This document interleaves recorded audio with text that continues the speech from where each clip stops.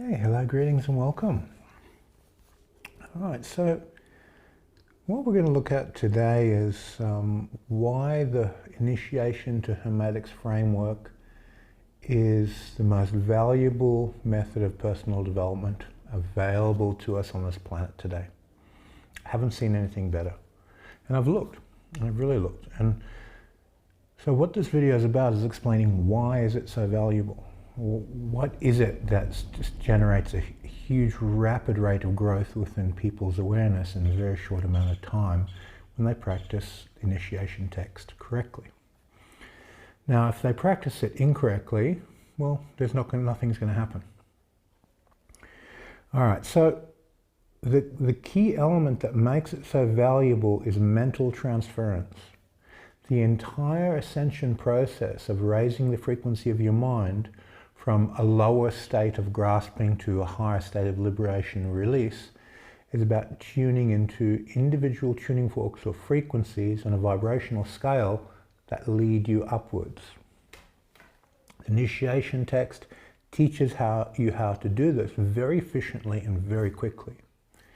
So my teacher referred to his classes as attunement classes, even though he used initiation text as the foundation, that's the bed of the training, and then evocation and Kabbalah and this in the second and third year training. The first year was initiation, and he titled his classes attunement classes. He said, I'm going to attune you to frequencies on a vibrational scale from here in form going through the astral, through the mental, through the akasha, and through the non-dual light realms, all the way to the top. And he used many different vibrational scales and methods and approaches from planetary meditations to various levels of light and teachings from different systems as an extension of initiation. Now, why does it work so well? So if I want to tune into something, first I have to get my mind to separate from my astral body, from my physical body, so I don't filter my experience through my astral ego. So the first series of mental training exercises are designed to observe the way your mind sticks to your thoughts and your feelings in your body to get separation. If I want to put my mind in an object and experience it, I can't be stuck to me if I want to fully experience that object. So this is a platform of psychometry and the basics of your psychic development process. You need to get separation from between the observer and the observed, and your whole self-referencing process. So your first mental training exercise is develop this platform. Then as you go into getting to know your own astral personality, bring it into equanimity, generate one-pointed concentration, get deeper and deeper separation between the mind and the astral and physical form, the ability to vital breathe and understand life force. Life force actually regulates the mental astral matrices which hold the three bodies together. So when you vital breathe on the frequency which is it neutralizes your mental matrix, your mind is freed. You're able to mentally transfer into something. We call these people who are able to do this hyper-responders, where their mind will just feel other people's stuff or look at an image of a deity and feel the deity.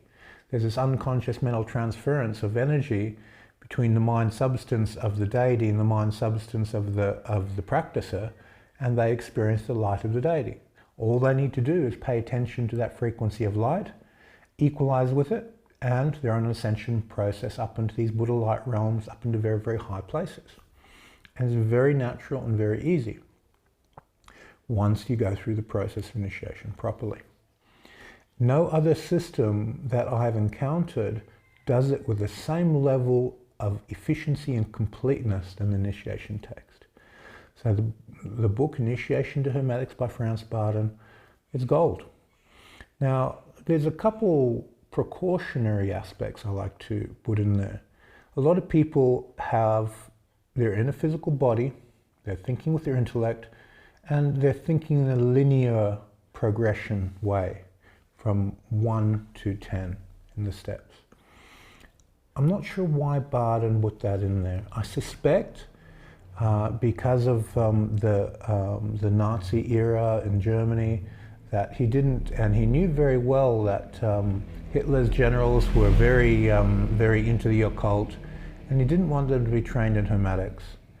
So anyone who's systematic will fail. And military, being highly systematic, they will fail in the initiation process, because your mental body isn't subject to space, your astral body isn't subject to time. It's only your physical body, which is inside time and space, that has that limitation. So if you do something, you train it in a way inside of time and space in a linear fashion, it's not hermetics. But Bardon says, do this step until you've mastered it before you move on to the next, as a type of maybe a protection or a security of some type. But people who I've seen who do this fail. They don't succeed. They're stuck in form. And a linear is form. The astral body, it's not subject to time in that way. The mental body isn't subject to space in that way. The Akasha is timeless and spaceless. So depending on what you're working on, where you're at, is the order of things. Now, I come from a perspective of teaching Qigong. I've been teaching Qigong for many decades. And with Qigong, you're working with energy. You start with vitality, vital breathing. And the first thing you'll notice when you vital breathe is when your vital energy is strong, your mind is highly concentrated and strong. When your vital energy is weak, your mind is weak and staticky and disrupted and unbalanced. So if you generate strong vitality in the forest and then you practice meditation, you master the exercises at a very, very high speed. Now, vital breathing comes later in the book. It's not first.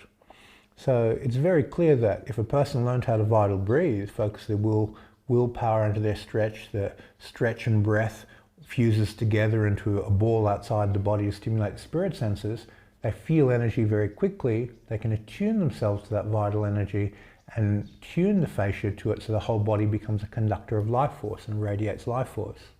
Then you release time on that and it's radiating astral force. You release space on it and the mind can absorb and transform that energy into spiritual light for insight. So it's not a linear process. There's no question about that. It can't be debated. Okay, so you go through the initiation process. I like to start with vital breathing first because it creates an energetic network and activates and connects the fascia for your astral mental bodies to be nourished by more life force and become more concentrated. Then where do you go from there? Well, you mind map the entire initiation text. Stick it on the wall behind you. Write down every exercise and start ticking the boxes off. Which ones do you want to train? Some people like visualization work. Jump into visualization. Some people like the vital breathing and Tai Chi style of working with life force and various forms of astral energies and elements. Do that. Whichever one you enjoy the most, you're going to do the best at, and your best will raise all the other areas up and bring them up to the surface. Now, mental transference becomes a super important exercise, putting your mind inside objects.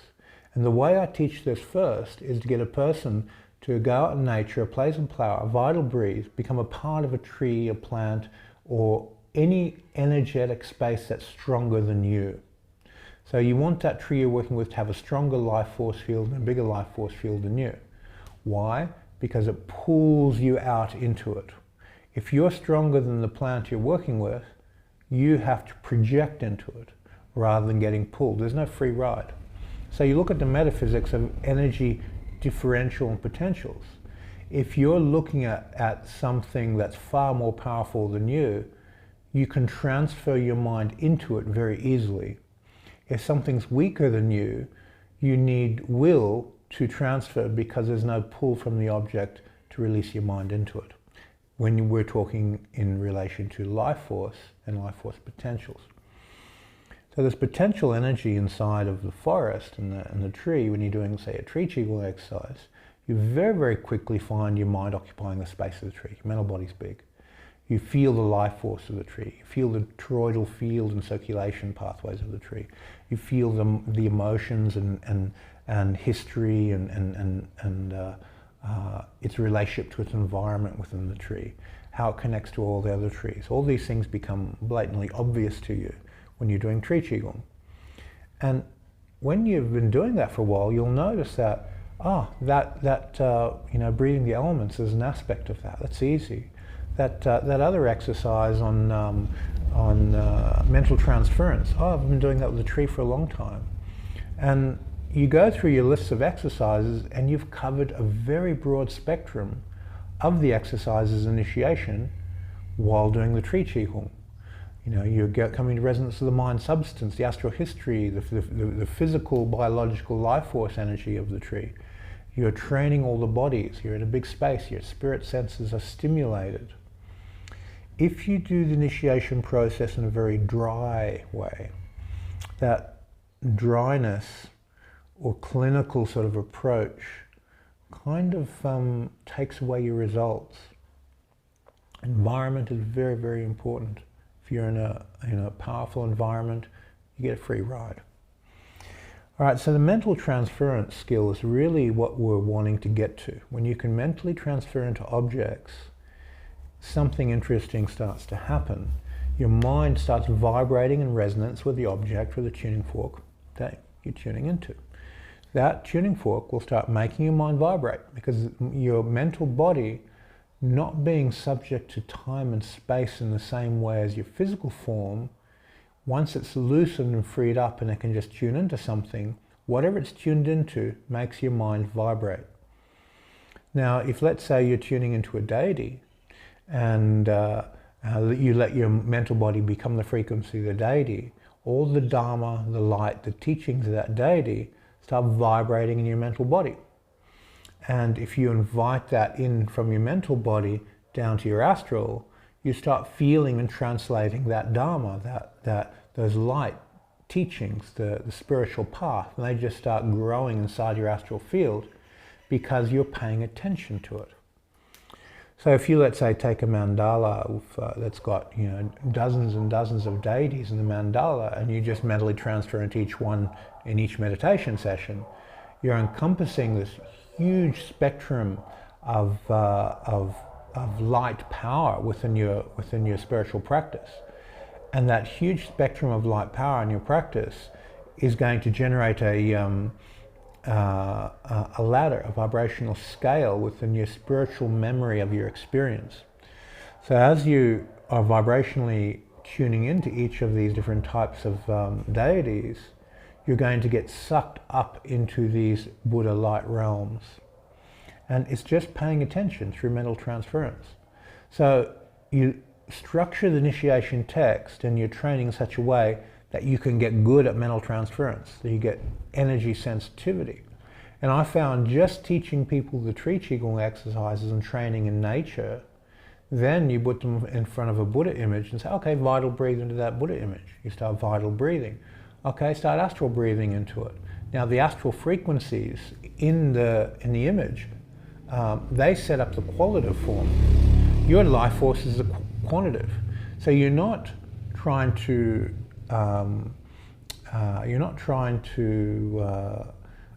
decide, I'm putting this information into your life force.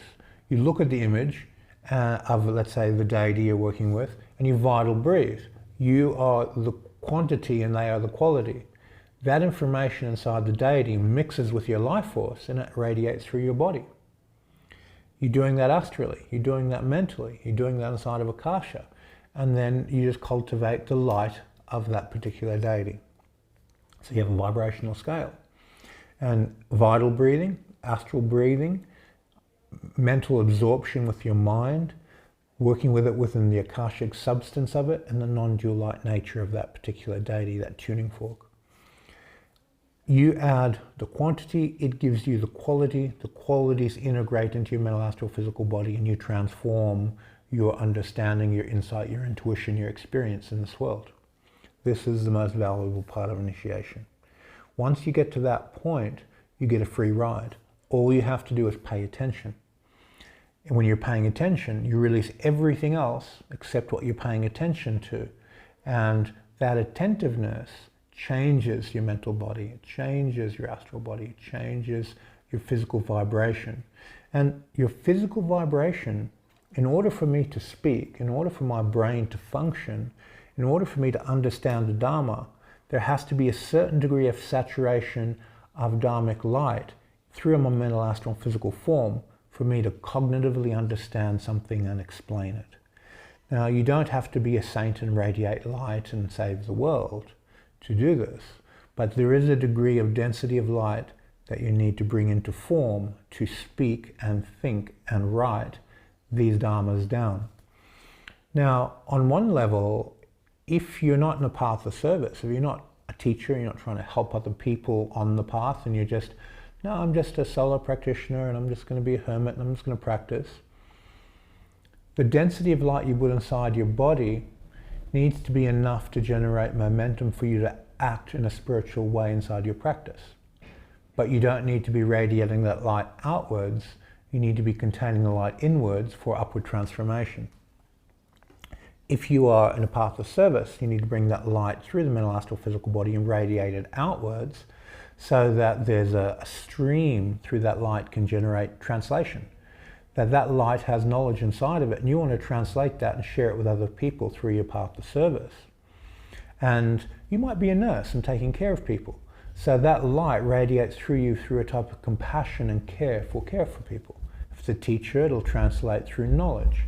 Whatever your path is, if you're a bricklayer, it'll be putting love into each brick in a person's dream home to create something beautiful for those people who live in, so they feel connected to their environment and they are living in a special place. So whatever your path is, it'll come through form and out.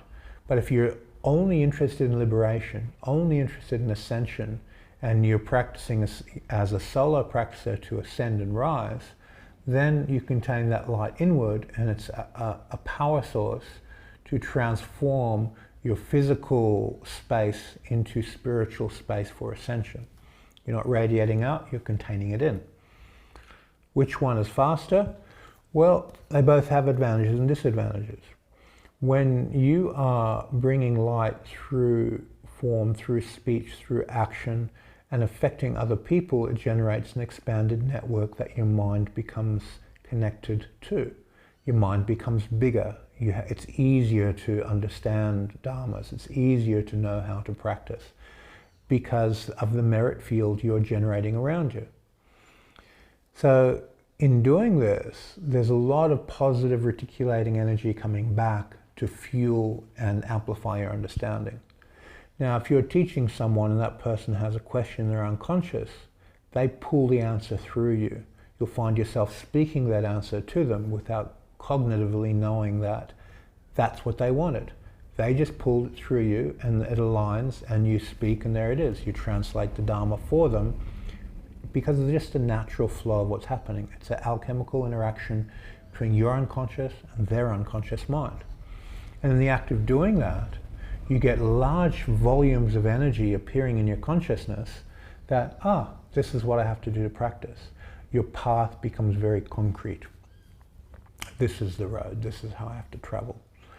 Now, the advantage of being the hermit and the solo practitioner, when you contain all that light inside, it produces a large amount of heat and transformation. Your personality is bubbling up and the energy is rising, and your lower energies are rising to the higher continuously all the time because you're very energy efficient and contained. You're not losing energy to the world, you're building and containing energy within yourself.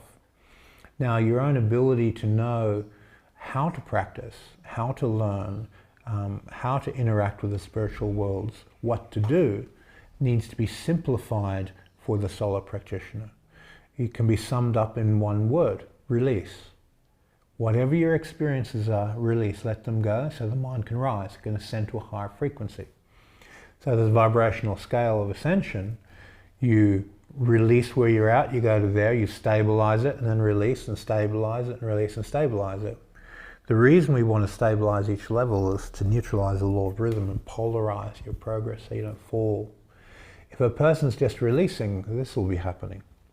If a person's releasing and then practicing samadhi, which within the next level, it becomes stable, they go like this up, not up and down as a whiplash effect. So you need to balance the Vipassana path of insight and observing the rising form, of mindfulness and your release mechanism. And then you have to stabilize the Samadhi path of absorption to various frequencies of light to make your path stable and neutralize the law of rhythm. So you're polarizing that level and then you go up. You polarize, go up, and you reduce them and minimize the downward swing. Now, we all live in the physical world. Nobody's perfect. even people who are traveling a saintly path with 100% conviction, they're not perfect. You know, they're going to have bodily cravings and weaknesses and the way they live their life, and you know, negative thoughts and feelings and actions are going to flow through them because everyone is subject to the laws of rhythm. We're physiologically built for sex, we're physiologically built for socially interacting, we're physiologically built for learning and applying our willpower. And that need for love, and everyone deserves love, generates a rhythmic, static inside of our genetic heritage so that the species can expand. Now, if everybody was a practicer, we would go extinct, because there's no desire to have children, there's no desire to procreate, there's no desire for that. If you're releasing purely into light, all those things just vanish and disappear. It's only when you come back into form that you have the desire to make a family and generate those bonds. And that's a good thing. You can raise your children in a very, very pure, light, ethical way, and they can improve the group consciousness within the world. So there's lots of different trappings within the spiritual path, and as you're developing this knowledge, there's an essential need to understand what you're doing and why you're doing it.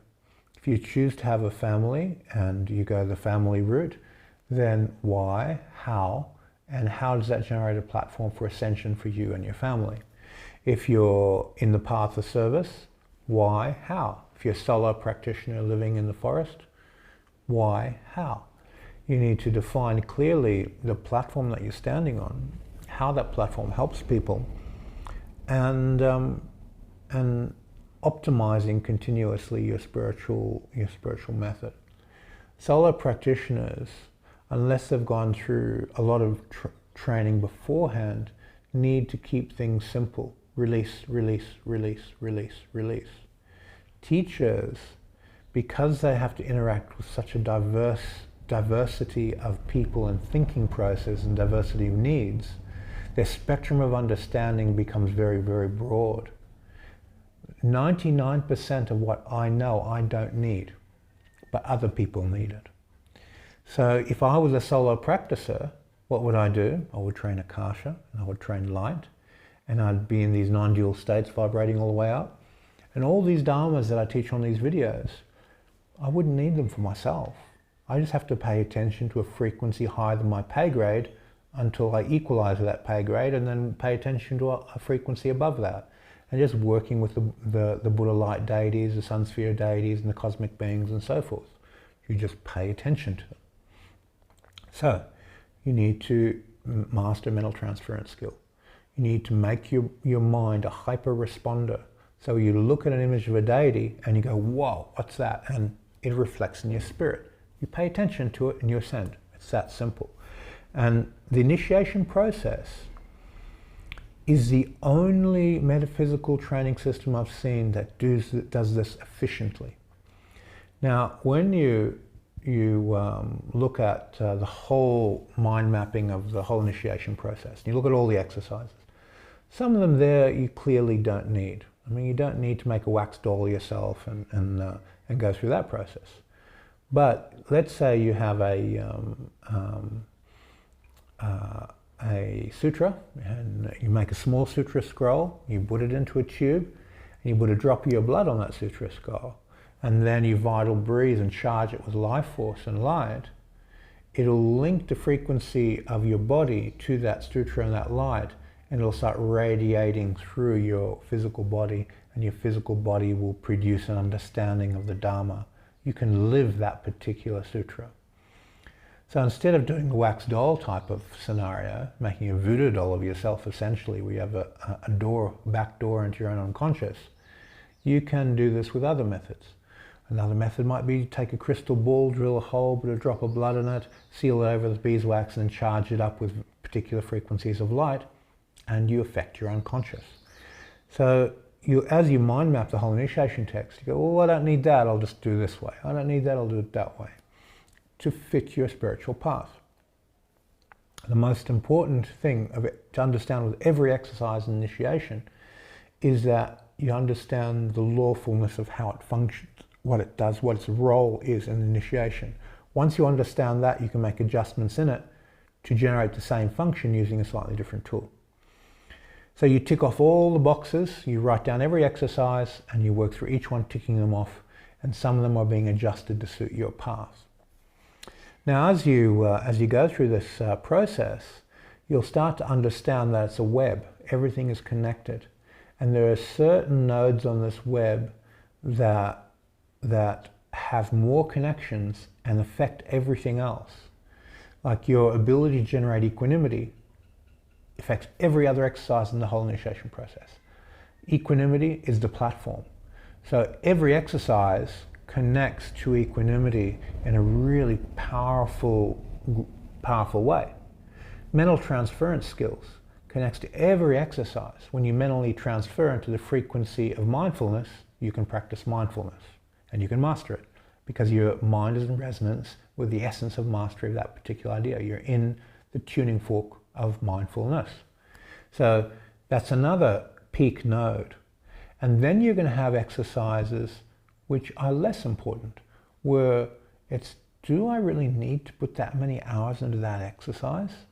And when you identify the super important exercises that affect everything, and the less important exercises that have less connections, you'll go, okay, focus on the peak nodes, on the exercises that are super, super important. What happens? Those peak nodes are connected to everything else, and all those lesser exercises become easy. But if you just focused on those lesser exercises and go, no, I'm going to master this, and you spend 2 years doing visualization and you really want to get there, well, no. You get more of what you do. If you fail, you get more failure. This seems quite obvious. If you compound failure, you become a failure. So if you compound success, you become successful. So what do you want to do? Do things that you can succeed at, so your self-image goes, well, I can do this, and then you can do all the exercises. That unconscious momentum decides how fast you progress in the initiation process. That's why linear progression does not work. As soon as you hit a wall, what happens? You're compounding failure. The sum total of success and failure inside of your Hermetic experience generates a growth rate, a speed at which you can move forward. Now, if you did exercises only that you're getting high progress and a high level of spiritual stimuli and awakening, and then you move into those other difficult exercises, you have so much momentum, you just sweep through them and you get a fast growth rate. Okay, so the center of gravity of this whole video is about mental transference. Master mental transference. If you were to put a peak node right in the middle of your initial practice, that would be the one. If you can mentally transfer your mind to the frequency of mastery of every exercise and pay attention to it, and then as you're paying attention, you allow yourself to express the nature of the exercise, you've mastered initiation. It is a very, very fast door for progress. Okay, this video is getting a little bit long, so we'll leave it there. And if you have any questions about any of these aspects, let me know. If you're on the Vimeo channel for the Hermetics or the Qigong or the Tai Chi, let me know which channel you're on, so I can put those answers on those particular channels. The Hermetics, I usually can answer questions immediately because it's just me. Qigong, but half the videos need training partners and the other half do not. And on the Tai Chi, most of the videos need training partners. So I can only answer questions on various intrinsic energies of Tai Chi and other internal martial arts when I have training partners. So basically, when I'm teaching Tai Chi or I have someone to do this with, I can put a lot of those videos out there for people who have questions about it. So, and this will really be, this will regulate how quickly I can get that information back to you. The stuff that I put on YouTube, I keep it simple. The stuff that goes on Vimeo, I like to really pull things apart and get much deeper into it, because the audience is there for exactly that reason. They want depth of understanding.